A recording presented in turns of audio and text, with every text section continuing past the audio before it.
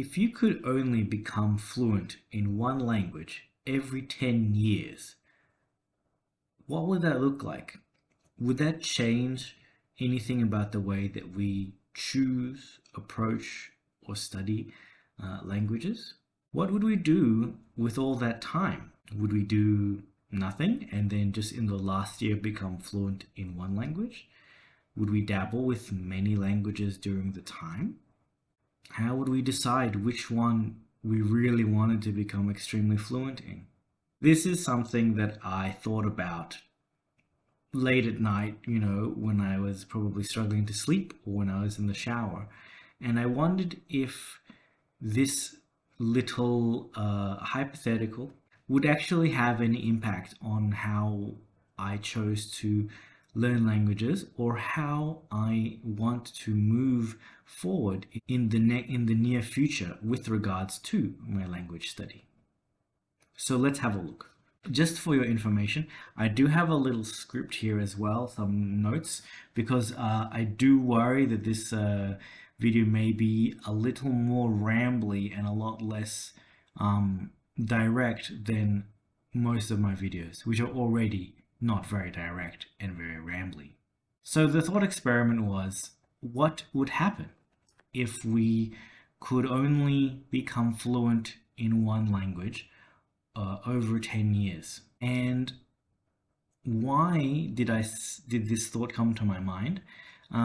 Perhaps one of the things was I was looking at my own life, and I am now 32, and I have studied 3 languages somewhat in depth, meaning in this case I have taken classes in them for an extended period of time and have at one stage of my life been relatively comfortable using them to perhaps an A2, B1 level, confident enough to get by in the normal things. I started thinking about somebody like Steve Kaufman, who I believe is near to 70. And then I thought about my current trajectory. Hey, if I'm at 30 now, mid-30s or beginner early 30s, and I have studied 3 languages for an extended period of time, how much more time will I be able to give to my language study as I get older? I'll be the first to admit that I have probably not been very good with my language learning study. Aside from the periods of time when I was doing class and doing homework and things like this, my career, if you will, or my lifetime of being an independent language learner has been very sparse. It's been something that I have struggled with. And I do imagine that a majority or a large minority of people are probably in the same boat. Meaning, they say, I want to learn Turkish, but in a year, they may not actually study intensely at all, or study consistently even. Perhaps 1 or 2 months at the beginning of the year when motivation is high, and like me now, at the end of the year when you realize that time is running out. Let's look at the 3 languages that I keep referring to that I've studied for a long period of time. The first one is Bahasa Indonesia atau Bahasa Malaysia. At this current stage, for me, it's either or. And I have been studying that for a long time. We might even say 15 or 17 years. But again, not consistently over that time. I did classes in high school, starting from when I was about 14 or 15, consistently until I was 18, till I graduated. So that was about, quick math, four-ish years of even then relatively inconsistent study, except around the final exam time, the final year. And from there, it's been about maybe 10 years of on and off exposure, less than on and off study. I haven't done that much study of the language beyond my high school education, but I do have on and off exposure, meeting people, largely in the meeting people sense. I haven't really engaged much with media in that language. Arabic is one that I feel a little disappointed with because I studied it in university for about 2 years consistently, and I thought that I got to a relatively high level. But of course, once I got out of the environment of study, and once I started to encounter, I got a bit lost in what variant and language of Arabic I should, excuse me, what variant and dialect of Arabic I should be focusing on. My interest and my commitment really fell by the wayside, as did my level in Arabic. Until now, I'm not that great at it anymore. I can't really form sentences. I can kind of hear things, but I cannot form sentences as well as I would like to or have done in the past. However, there is hope if I follow the 10-year model because I started those Arabic classes when I was 24. So I have at least 2 years, according to this model, to not reach fluency, but reach a level that I am happy with. And now Turkish, I have been studying it for under 5 years. We may say that intensely I have, no, we can't say intensely, but we may say that consistently I have been studying it for 2 years. But even then it's not consistent, it's just been on and off, and that's been the main language that I have been focusing on for those 2 years. Again, if it's just 2 years and I'm at this stage, I have another whole 8 years to get to where I want to be. And if I can do it beforehand, then even better.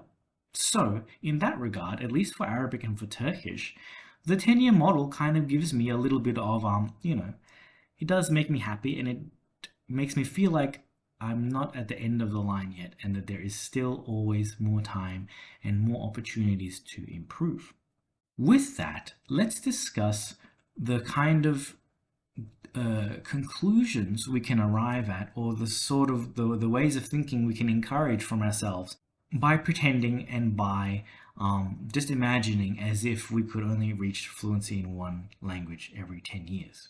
So if we acknowledge, in this fantasy or in this hypothetical situation, that we can only really become fluent in one language in 10 years, it might, at least for me, adjust how we look at language dabbling. Would we even want to spend a lot of time in a bunch of languages that we will only achieve a lower level in? Is that okay?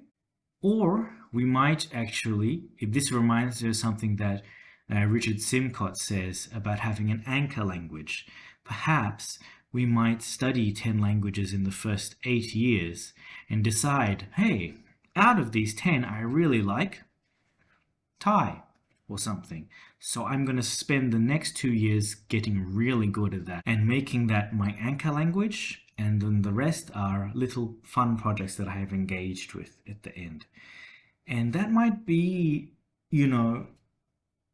the sort of where I came up with this thing, is that if we kind of try to push ourselves out of time or out of our own timeline and look at things from a later point of time, we can say, hey, I see why he was so passionate about Turkish during this period of time when he was living there.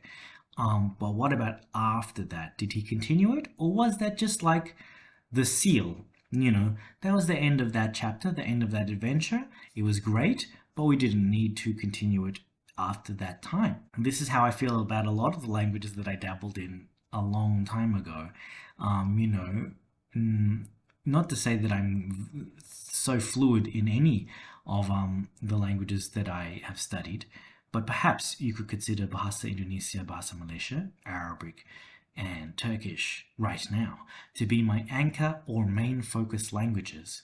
And anything else that I've played around with, for example, Brazilian on this channel, I previously uploaded a bit of French. It's private now, unfortunately. They could have just been fun little experiments, little mental breaks, or little motivational sojourns, if you will. But in the long term, what was their focus? So I think that if you this way of thinking maybe helps us take ourselves out of the current period of time and try to see ourselves from a different period of time and examine our in relationships with the various languages that we have encountered over time. For me, if this hypothetical was a reality, if I could only become fluent in one language every 10 years, I would probably be a little choosier with what that one language would be. Now, of course, I feel that it's a common theme for many people who learn a language that even though, despite that they set out to learn French, they may learn it and then they may go to an African country or somewhere in Africa. They may go to Algeria or to Senegal, and even though they speak French, they may actually fall in love with Arabic, a Berber language, what's the one? Wolof or something like that. They may fall in love with a different language, and the language that they had set out to study, French in this example, was sort of their gateway or the key to this other dimension or this other world of languages. So, however, despite the fact that we cannot always decide and choose what languages we want to be passionate about or spend a lot of time in, I would still, under these circumstances, be a little more choosy with the languages that I study. And there may be more periods of time of me just simply researching reasons and motivations why before jumping in if I knew that I could only become fluent in one.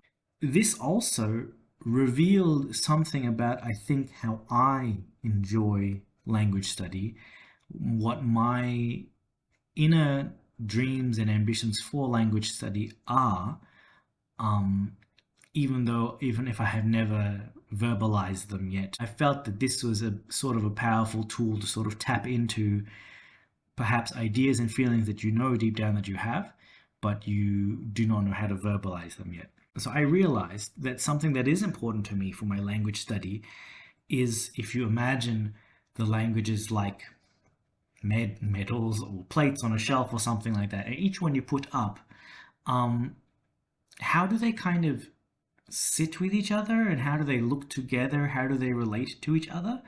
So, and I think that for me at least, this is really important in my language journey. Why do I have Arabic, Bahasa Indonesia, Bahasa Malaysia on this shelf? It's important to me culturally, and it speaks to my interests and to who I am. And likewise, at least for now, Turkish does the same thing. Not only is it a part of time of my life where I've lived in the country, representative of that, but it also does sort of fit quite neatly with the other two in that you could consider it a Middle Eastern language, and likewise with Arabic. But more importantly, you can kind of see that there's actually a lot of similarities or loanwords amongst the three languages that also reflects a larger story historically of where these languages came from, and perhaps by extension where I came from. What I mean to say is there's a lot of Arabic words in Malay or Indonesian, and there's a lot of Arabic words in Turkish. And due to that fact, there are some Turkish words in Malay that kind of skip over Arabic and not vice versa, but in that direction.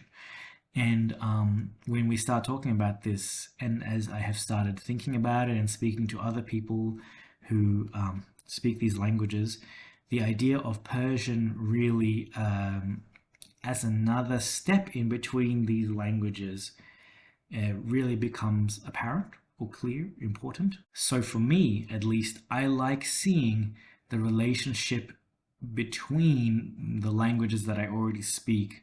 So I would be very, in the future, I may have mentioned it already, I am very drawn to Persian simply because it feels like it kind of fills this gap in between Arabic, Turkish, Malay, and definitely, I think in earlier Turkic states, Persian was used as a very prestige language. It itself has had a big influence from Arabic as well.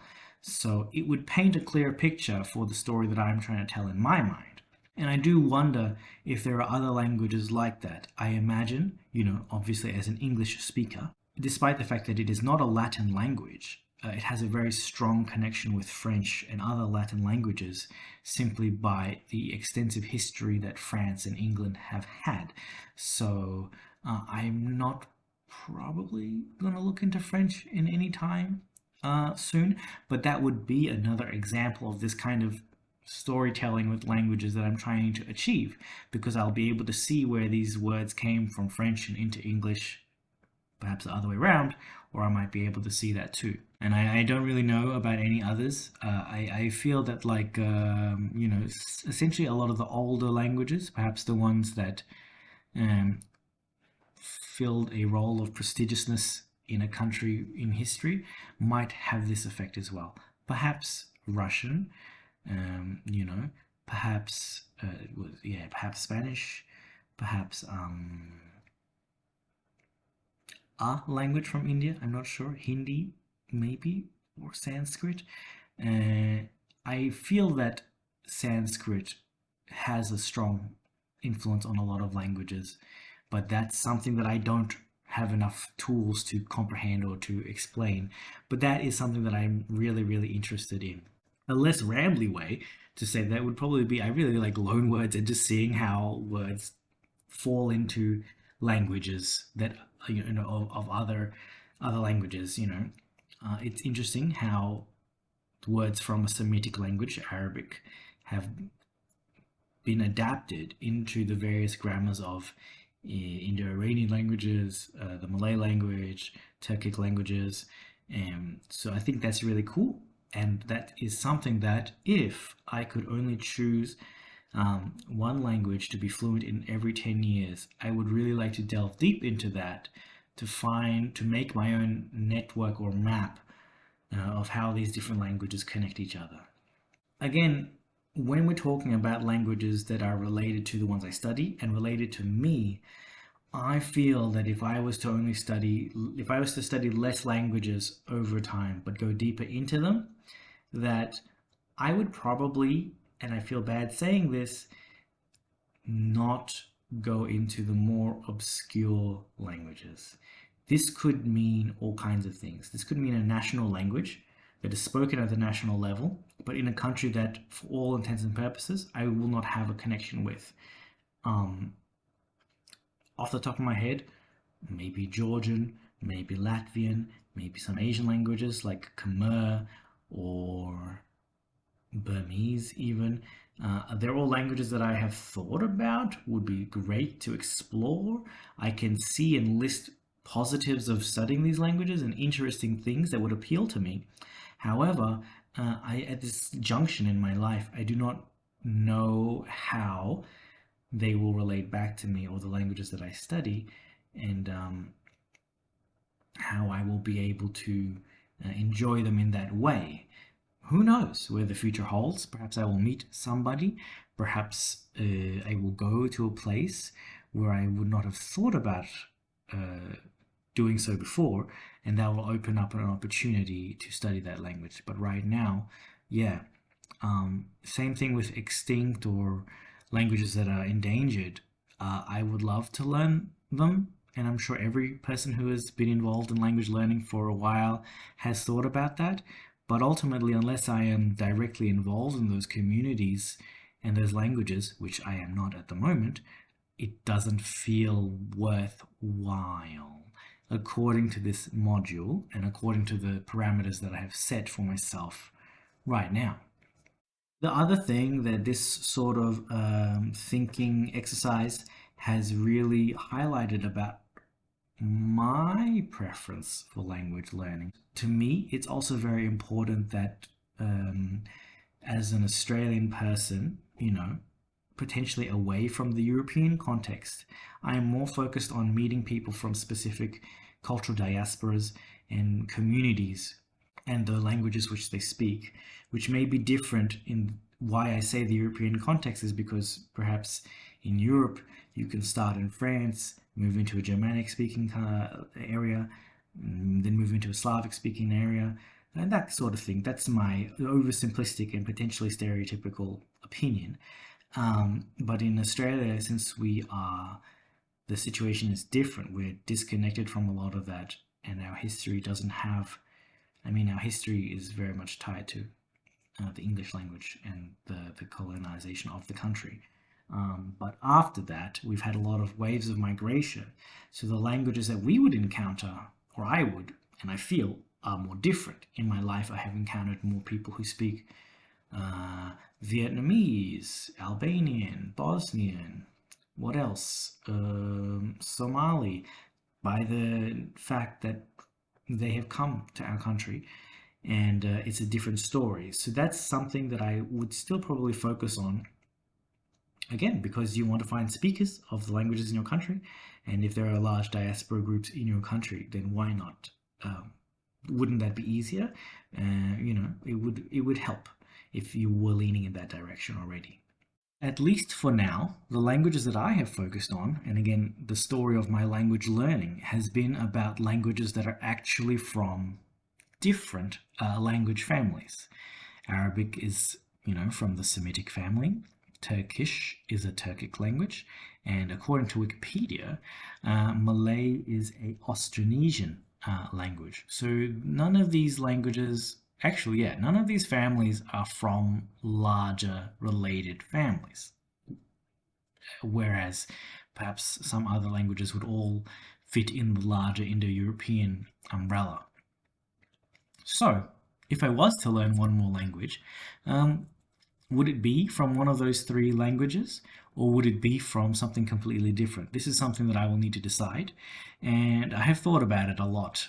There's lots of very cool Turkic languages in the larger family that I would love to dabble in. And I'm not sure, and I would love to see the connections between that family. Not sure if I would be able to reach specialization or a high level in any or all of them.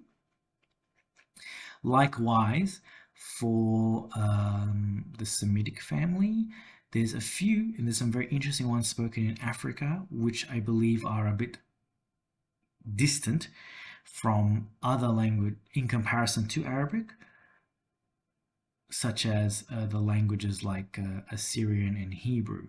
Again, should I spend some more time in that family?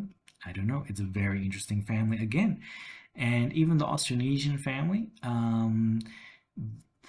there are some actually very interesting languages. And there are some languages such as Samoan or Maori, which are spoken by communities in Australia. So that would tick that goal. But again, it is a question, and I've been thinking about it because, again, bringing up what I mentioned about a European context, I haven't had that in where I study French and then it's just easy for me to jump into Italian and then Spanish, or I started with Russian and then it was easy for me to pick up Belarusian and Ukrainian. I haven't had that. And I wonder if I would like to do that in my late 30s or early 40s, if I would like to just pick one language, probably the Romance language, and just kind of do an all-out attack on all of them and just try and pick up as much as I could. Or if I'd like to just try and pick prominent or favorite languages from other varied language families. Having family from Malaysia means I am quite attracted to the area of Southeast Asia, and a lot of those countries speak very different languages which might form a Sprachbund but may not necessarily be from similar languages, such as Burmese, Vietnamese, Thai. They are spoken by countries that are neighbors, but potentially may not be as related as neighboring countries' languages in like the European context. So, if you have stayed with me until the very end of this video, you deserve a thumbs up. That's all I can really give you, but you deserve like a medal or something, because this is a long video of me just talking about some random junk. But I do hope that something I said maybe helped you or triggered something in your brain. Maybe there's something that you would like to comment back about how we study languages, interact with them, how we choose them, and how we form relationships with them. And if that is something you would like to share, I would love to hear it. So thank you so much for any of the one person who stayed till the end. And I'll try and edit it down so that it's a bit more sensical, but this will be a long video. Anyway, have a great end of the year or beginning of the year, depending on when this gets finished. And I will see you later. Bye.